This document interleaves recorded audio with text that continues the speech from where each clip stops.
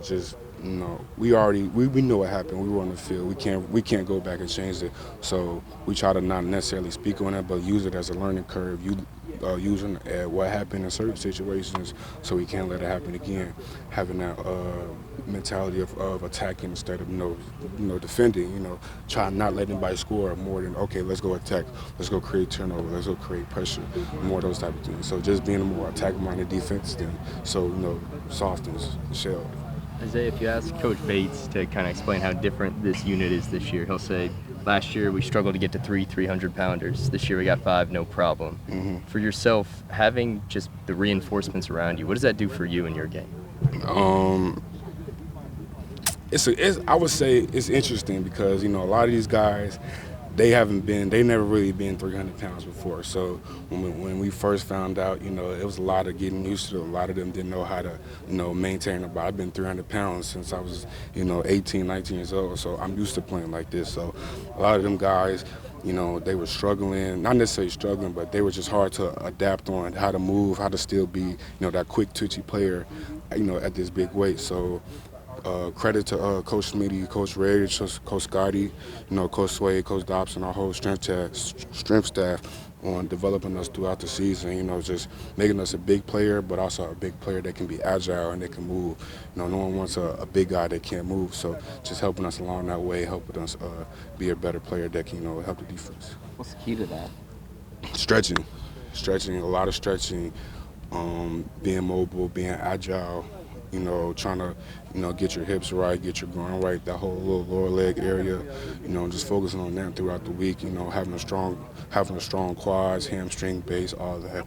If you work on that, consistently, it'll help you, be able to move. Is there a reality that you have to, I guess, kind of come to terms with that the more the merrier? I'm sure you want to be out on the field for every snap, but is there a reality that some have to accept that more guys is going to be good for everybody in the long run for that group? Yeah, of course. No one wants to go in the season like we did, where we only had 5 or 6 guys.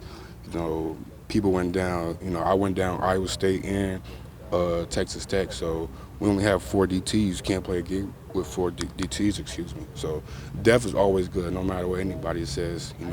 Just having these, and most of these guys are experienced, honestly, so they know football. It's not like this their first time ever playing. So we got some freshmen, bringing them up, but most of the guys we brought in, experience. They played football and they played at the higher level too. So just bringing them up to where we at knowledge-wise in this defense, but they can always help us.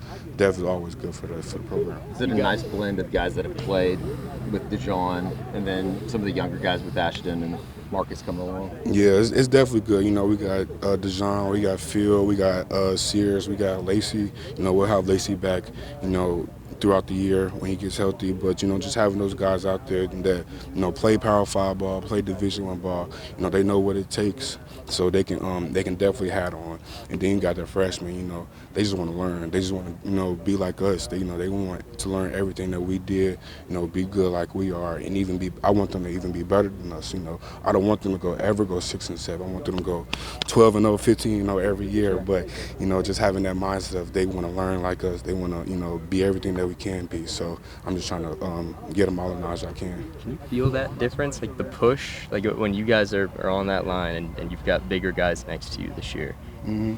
Is it tangible? Can you feel the push, or is it just in having the depth and all that? Absolutely, having depth and bigger guys. When you have 3, 300. Me and DT were both 315, 310 type of guys. So when you have those guys, then you have a fresh wave. Jordan Kelly, he's 300. Kelvin Gilliam, he's 300. Ashton Sanders, he's 300. Just having wave after wave after wave of big guys, takes a toll on the offensive line. No one wants to kid every play by, man, this 300 pounds coming full force at you. So, I feel bad for him, but, at the same time, I don't.